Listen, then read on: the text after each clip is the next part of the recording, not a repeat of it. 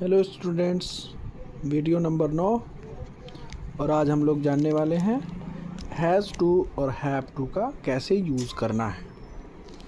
तो जैसा कि आप लोगों के सामने लिखा हुआ है कि हैज़ टू का यूज़ हम करेंगे वह एकवचन के साथ, हैव टू का यूज़ करेंगे हम बहुवचन के साथ। और पहले क्लास में ही मैंने बताया था कि एकवचन जो होता है वो ही होता है, शी होता है, इट होता है या किसी का नाम होता है, किसी का भी नाम हो सकता है। बहुवचन के लिए आई होगा, वी होगा, यू होगा, दे होगा या फिर पीपल होगा। इस तरीके के वर्ड्स के लिए हम हैव टू का यूज़ करेंगे। अब आपको अगर पहचानना है कि हैज़ टू और हैव टू का यूज़ हम किसके साथ करते हैं, तो अगर किसी भी वाक्य के अंत में पढ़ता है, पढ़ती है या फिर ना है, ने है, नी है आता है, तो उसके साथ हम हैज़ टू या हैव टू का प्रयोग करते हैं। जैसे कुछ एग्जाम्पल मैंने लिखे हुए हैं कि मुझे खाना पड़ता है, उसे खेलना है। तो देखिए वाक्य के अंत में पड़ता है, ना है, तुम्हें दौड़ना है, या इसको ऐसे भी लिख सकते हैं कि तुम्हें दौड़ना पड़ता है। तो इस तरीके के क्वेश्चंस के लिए रूल हमारे सामने है। पहले सब्जेक्ट होगा, सब्जेक्ट अगर हमारा एक वचन है तो हैज़ टू का प्रयोग करना है।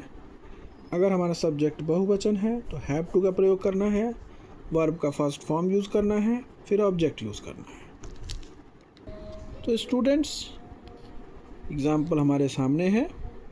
अब रूल के अकॉर्डिंग हम इस एग्जाम्पल को सॉल्व करेंगे। मुझे दौड़ना पड़ता है, मुझे के लिए आई का यूज़ करेंगे। आई के साथ हमने लिखा हुआ है कि हैव टू का यूज़ आपको करना है। तो सबसे पहले सब्जेक्ट हो गया, हैज़ टू या हैव टू में से किसी एक को चूज़ करना है। सब्जेक्ट हमारा प्लूरल है तो हैव टू का यूज़ कर दीजिए। और वर्ब यानी दौड़ना की जो स्पेलिंग होती है वो होती है रन। बस इतना ही बनाना है।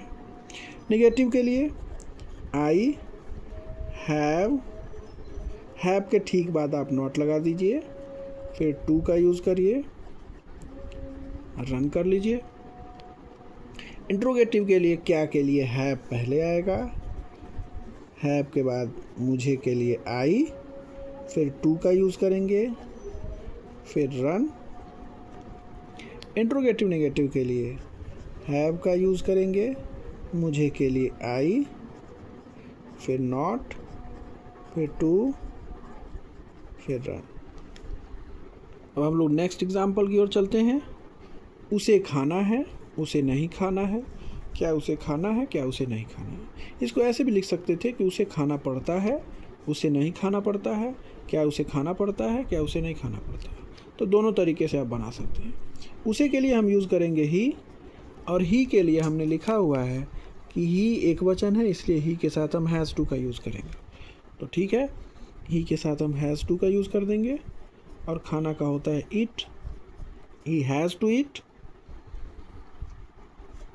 he has not to eat, has he to eat, has he not to eat। अब अगले एग्जाम्पल की तरफ, और अगला एग्जाम्पल हमारा ऑब्जेक्ट के साथ है। अभी तक हम बना रहे थे रमेश को खेलना है, मुझे खेलना है, उसे दौड़ना है, लेकिन अब हम ऑब्जेक्ट लिखेंगे। तो ऑब्जेक्ट हमने बताया है कि कभी भी सब्जेक्ट के बाद अगर ऑब्जेक्ट आपको दिखे तो उसकी अंग्रेजी जो होती है सबसे लास्ट में बनती है। रूल सेम रहेगा। रमेश के लिए रमेश का यूज़ करिए, रमेश के लिए रमेश का यूज़ आपने कर दिया। उसके बाद रमेश चूँकि सिंगुलर है इसलिए हैज़ का यूज़ करिए, टू का यूज़ करिए, खेलना के लिए प्ले का यूज़ करिए, और क्रिकेट का स्पेलिंग लास्ट में लिखिए। बस। नेगेटिव के लिए आपको रमेश लिखना है, रमेश, फिर has not to play cricket. इसी तरीके से अगर इंट्रोगेटिव बनेगा तो has Ramesh to play cricket, और इसके लिए has Ramesh not to play cricket.